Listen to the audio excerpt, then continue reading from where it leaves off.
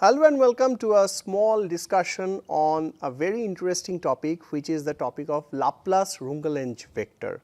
So, this is a vector which is conserved only in the case of an inverse square force law. This is not a conserved quantity for a general central force motion, but it is a specific conserved vector for inverse square law force. Okay. So, in this lecture I will simply, in this small discussion, I will simply show the conservation of this, and I will put some questions which will be very interesting for you guys to think. So, A is given, this is the Laplace Runge-Lenz vector, which is given by the this expression, which is the cross product of the linear momentum vector and the angular momentum vector minus m k times r cap vector. K is the constant of the force, okay, m is the mass of the particle. Now, why this is conserved in a motion under an inverse square force? So, for that we start just by doing this demonstration. So, ddt of P cross L, I can always write this as dp dt cross L plus P cross dl dt. Remember, when we do ddt of the cross products, the order should not be changed of the vectors. Okay. Now, this one we already know this is equal to 0 for any central force, that we will use, and we will simply have this is equal to dp dt cross L. Okay. And then in the next step we will simply write again. So, what is dp dt? We have to understand this is nothing but the force itself. So, I can easily say this is the force law. So, which is nothing but, I can write here is f of r times r cap. Okay. For the time being, I am simply writing this expression over here. So, this is the force. So, it will be f of r times r cap cross L. Now, L, instead of L I can also write this f of r cap cross r cross mv. So, this is L, this one is L, that I can write. I can write f of r cap cross r cross m dr dt. Okay. And then you can write, of course, this is equal to m f of r. Now, I take an r over here and I make this one as a r vector. Okay.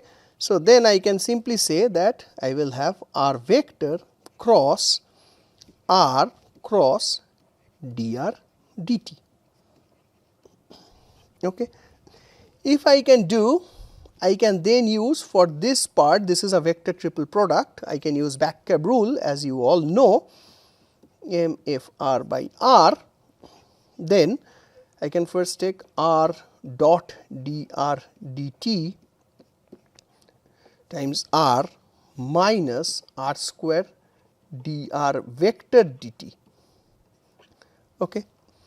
Now, the first one you know, whenever I talk about this r dot dr dt, this is a very important conclusion, is equal to also r dot dr dt, because both of them are actually equal to ddt of r square by 2.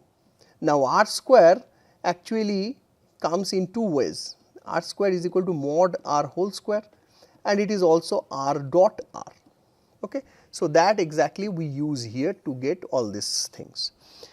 Okay. I can then write this is equal to m f of r by r dr dt r vector minus r square dr dt.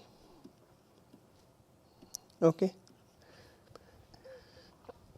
I have this thing, and then I can write that, okay, I have m f r, I take this r inside, and I will have dr dt r vector minus r dr vector dt.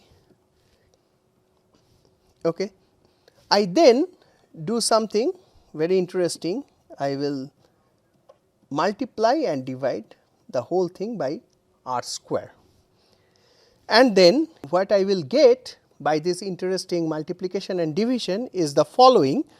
Then I can take m f r times r square, then this 1 by r square I will include that inside the bracket, and I will simply have this 1 over r square dr dt r vector minus 1 over r dr vector dt. Okay. And I take a global minus sign now common, m f of r times r square, and I write the expression as 1 over r dr vector dt. Okay. I just take a minus sign throughout common, okay, and I will have plus minus of 1 r by r square dr scalar dt r vector. And if you just check this expression carefully, you will see this expression is nothing but d dt of r vector by r. Okay. And so, d dt of p cross L comes to be, so I can just write, so d dt of p cross L is equal to minus m f r times r square d dt of r vector by r. Now, what is f r? F r is, if you remember, minus k by r square. So, f r times r square will be minus k. So, there is a minus, so it will be m k d dt of r vector by r. Okay. So, you see d dt of p cross L minus these both are constant. So, I can write m k. What is r vector by r? This is nothing but r unit vector, okay, that will be 0, and you can finally say that is my a vector. So, which is the Laplace Runge-Lenz vector. Okay. Now, Laplace Runge-Lenz vector is conserved. For example, when something is conserved, something is 0, something is conserved, we have some intrinsic meaning. For example, we say that, okay, whenever there is no torque, the angular momentum is conserved. Okay. And whenever we say that there is no force, the linear momentum is conserved.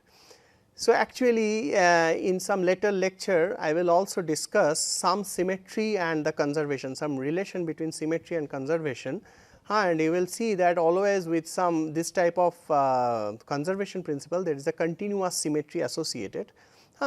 And so, my question is, can you also find some other meaning? So, is this just an accident, the conservation of Laplace Runge-Lenz vector, or this is just a mathematical output which does not have any meaning, I mean at least, or can you at least make some geometrical meaning, geometrical significance from that related to the nature of orbits and everything like that, and tell me that what is the meaning of this conservation of this Laplace Runge-Lenz vector. There are two very important points for that. I am giving you a hint. Okay. What you have to do, you have to find three things. One is a dot L. So, what is the, and that means that actually I am interested to know the angle between the angular momentum vector and the Laplace Runge-Lenz vector. Then a dot r or r cap. Okay. So, the radius vector and the Laplace Runge-Lenz vector, and finally modulus of a, okay, or its square. If this is a constant vector, of course, you have to know that this is also a constant, the magnitude is also constant. Now, my point is that using these three elements, can you find some interesting conclusion about the nature of the trajectory or something under an inverse square law and the significance of the conservation of Laplace Runge-Lenz vector. Okay. Thank you very much.